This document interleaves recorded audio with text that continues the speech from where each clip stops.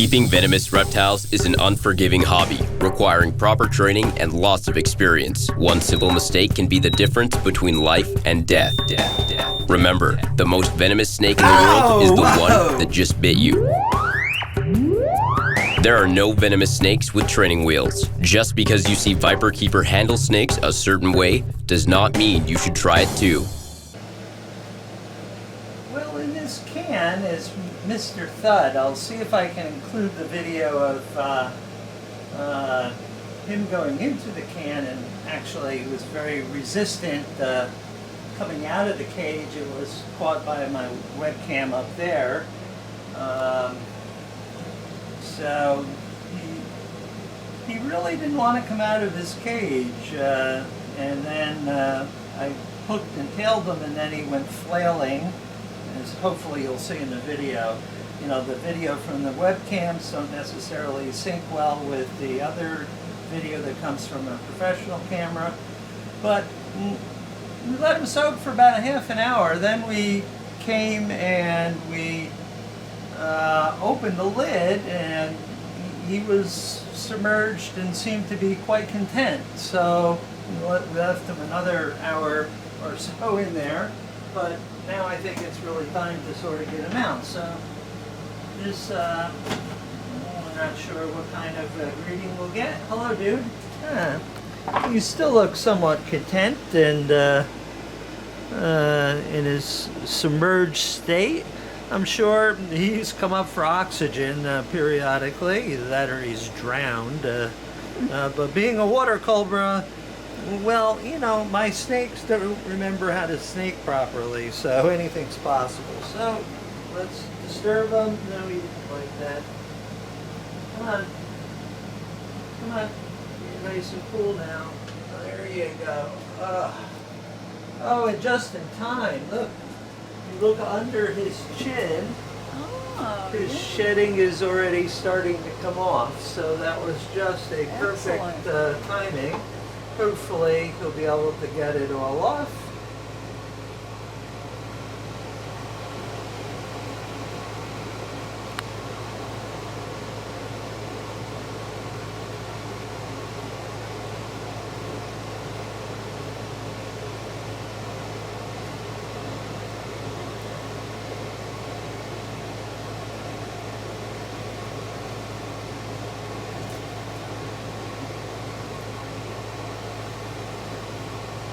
Since we're here, he doesn't seem to be too upset at the moment.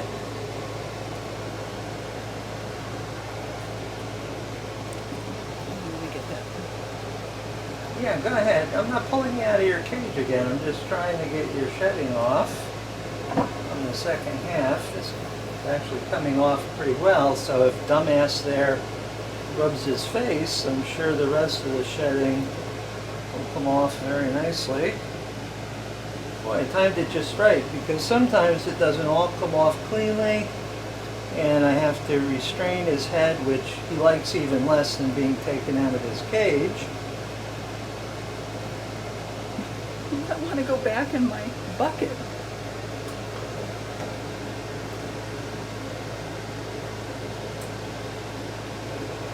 Yeah, he seemed very comfortable in there, very content. Yeah, he's like, I want to go back in the pool, Dad. You want to just go explore, huh? Oh, now you're going to be difficult, huh? Difficult. For some reasons, they don't really like their tail messed with. Well, there's a very nice piece of shedding from Mr. Thud.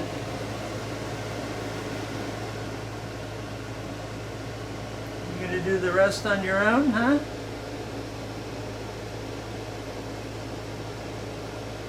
It should be easy for him. Yeah. You think so? Or not. Or not. Huh? Well, you're going back in. It's time to go back in.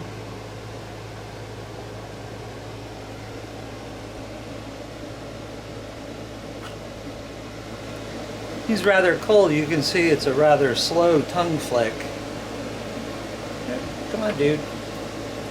You have something to do. You need to not get your body all dried out.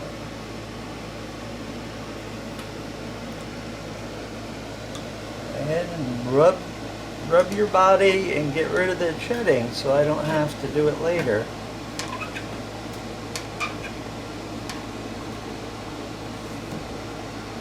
He's already had his water dish cleaned.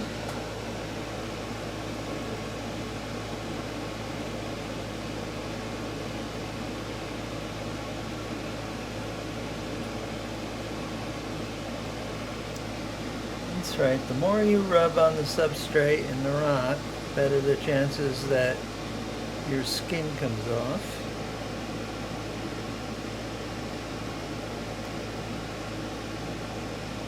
I think he's more interested in getting out.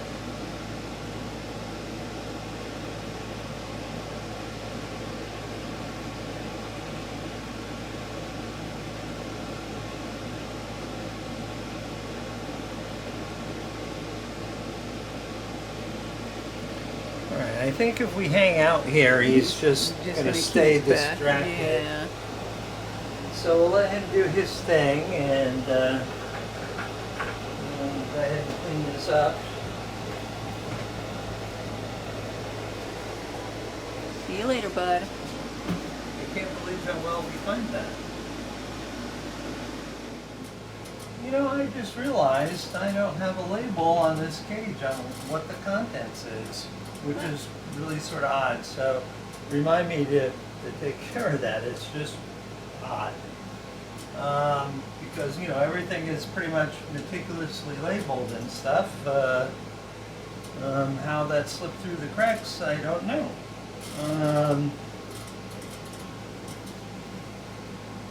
Sliced my arm and Laura's first reaction, did something bite you? No. I just cracked open my arm. Okay, so there's a Protobothrops elegans in here, the elegant viper, who has had a bad shed, who is sort of habitually a bad shedder.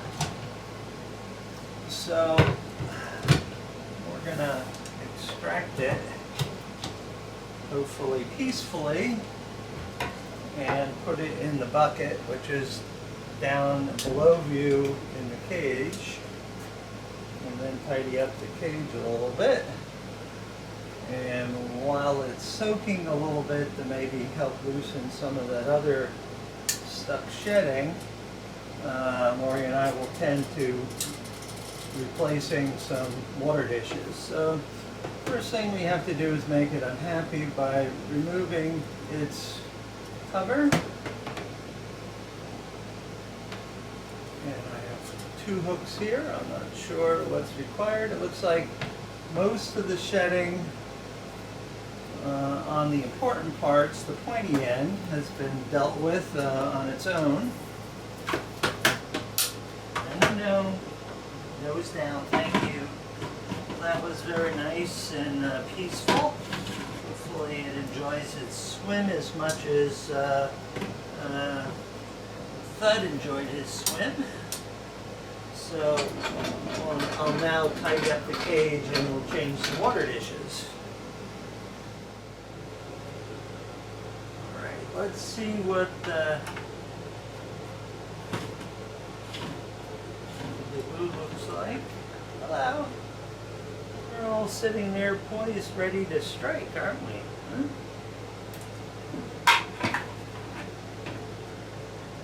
Now, I'm sort of trying to decide whether I need to tube her and just rub her back and see if I can get most of that off, or just leave her the hell alone. So let's see how she reacts to the tube. Okay. Silver up the tube without a paddle. That was just sort of meant to go flopping.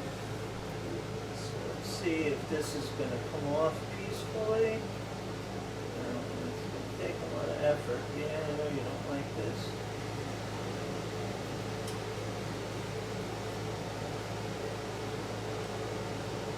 Laura, you just make sure the head is pointing away from me. Indeed. And she doesn't come around. This tube is just a hair too big. Lori and I had a conference before we opened the lid to decide whether or not that was the right tube or not. I chose it because I thought her head was about that size. Yeah, after that gets really rather tardy in this exercise of sloughing her off, so to speak, that could be taken more than one way. Gray bottle. Fortunately, she got the dangerous part done. Her head looks in pretty good shape, and right now she's somewhat relaxed and not terribly strugglesome, although that can change in a heartbeat. I've both experienced and seen people holding snakes by the head, and the snake has been perfectly quiet and relaxed. All of a sudden, in canebrakes, and timber rattlesnakes are famous for this, all of a sudden, out of nowhere, they will just give a terrible effort to get their head free, and sometimes they do. Okay, now don't crap on me, please.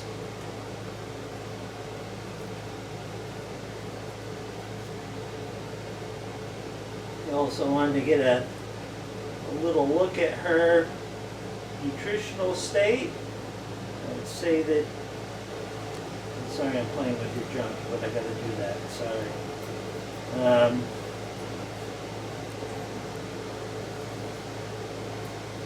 I'd say she's pretty healthy weight. Come on. I know, this is your tail. Snakes don't like their tails screwed with.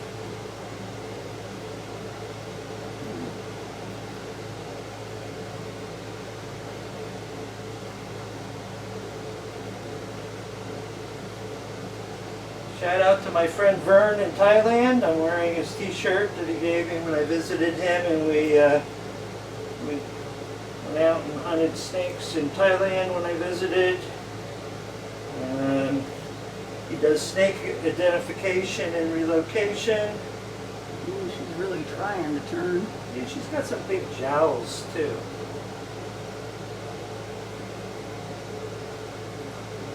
Try to sneak a little bit closer, pull her a little bit more out of the tube, see if we can get some of that other stuff once we really piss her off and get the tail taken care of. The tail is very important actually to take care of, simply because it can actually constrict the blood vessels and blood flow, and actually cause the tail to necrose off at the point where it's not getting any blood. So, Oh, is she dribbling water out of her mouth, or? yeah, she might have taken a big drink while in the bucket. I'm sorry. It's certainly not venom. This I would hope not. This species has lots of L-amino oxidase in it, which is an enzyme or protein that makes snake venom yellow. Most of the elapids lack a lot of L-amino oxidase, so their venoms are more or less clear. Pit vipers have a lot, so that makes it generally quite yellow looking.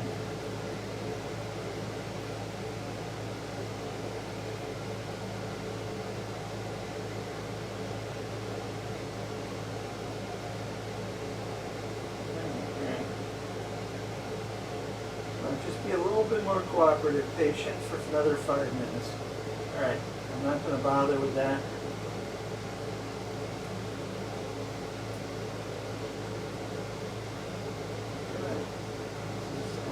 done. Also, having her in the tube means that I can probably shoot her up the tube into her cage, which has been freshened, and I don't have to worry about hooking her all the way up there and having her misbehave and fall and play snake hockey, although she is proceeding up the tube even further.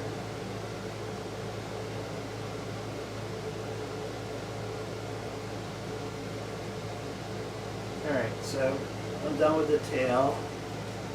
Let's pull her back a little bit and see if I can get some of this other stuff off.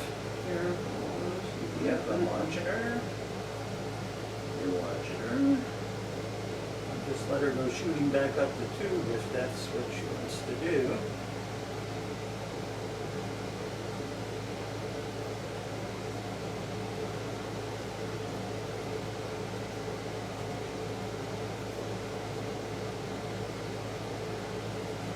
And she's been pretty good so far. I mean, this is first. You know, I don't handle my snakes often unless this sort of really needs to be done. And her cage needs to be freshened, so we drug her out of her home and stuck her in the bucket to soak a little bit, but we didn't do very much to loosen this up. All right, that's all. We've tortured her enough. So now we're going to let her go up the tube into the cage. Come on. You got most of you clean. Can't